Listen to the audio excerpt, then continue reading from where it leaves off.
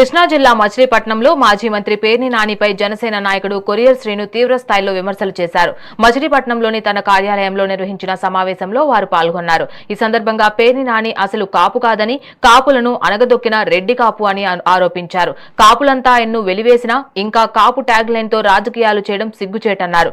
మచిలీపట్నంలో తన పక్కన ఉన్న ఏ ఒక్క కాపు నాయకుడిని ఎదగనివ్వకుండా అనగదొక్కారని అన్నారు. గతంలో కోనేరు సెంటర్లో జరిగిన చిరంజీవి ప్రజారాజ్యం సభకు కరెంటు తీయించింది కూడా పేర్ని నానియే అని ఆరోపణలు చేశారు. అధికారంలో ఉండి మినిస్టర్గా ఉన్న రోజున పోలవరంలో నువ్వు ఇన్ఛార్జ్ మినిస్టర్గా ఉండగా డీజీపీ కారుకి నీ కారు అడ్డు పెట్టాడని నువ్వు వేసిన రంకులు జనాలు మర్చిపోయారా? నేను అధికారంలో ఉన్నాను, నేను ఇలా మాట్లాడకూడదు అనే సభ్యత సంస్కారం ఉందా నీకు? ఆ రోజు నువ్వు ఎలా మాట్లాడావో జనాలు మర్చిపోయారా? నువ్వు ఇన్ఛార్జ్ ఆఫ్టర్ ఆల్ 5 సంవత్సరాలు 2.5 సంవత్సరాలు ఇన్ఛార్జ్ మంత్రిగా ఉంటేనే నువ్వు ఇంత చించుకున్నావు.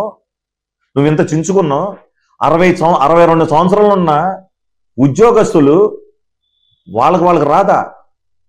పైగా నిన్న చెప్తున్నావు మా ఎమ్మెల్సీ హరిప్రసాద్ గారు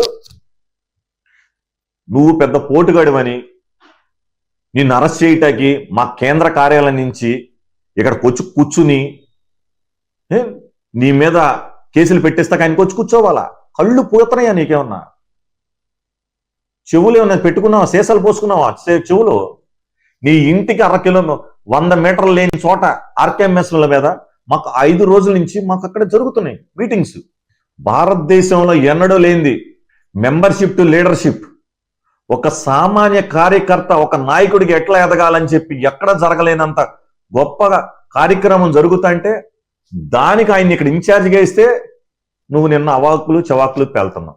మాకు తెలియగడతాను, మా పార్టీలో ఆంతరికంగా జరిగేవి కూడా నీకే తెలిసిపోతున్నాయి. నువ్వు మా పార్టీలో బ్రోకర్వా? ఆ రోజు చంద్రబాబు గారు పేరుని జయసుధా గారిని అరెస్ట్ చేయొద్దు, కొల్లు రవీంద్ర గారు తప్పన పడిపోతున్నాడు అన్నారు. ఆ రోజు నువ్వే చెప్తున్నావు. అంటే నువ్వు అన్ని పార్టీలకి బ్రోకర్వా? పేర్ని రెడ్డి గారు రాజకీయ సన్యాసం తీసుకుని బ్రోకర్ సన్యాసం తీసుకున్నావు ఏంటి? నువ్వేమన్నా నువ్వు అధికారంలో ఉండి మినిస్టర్గా ఉన్న రోజున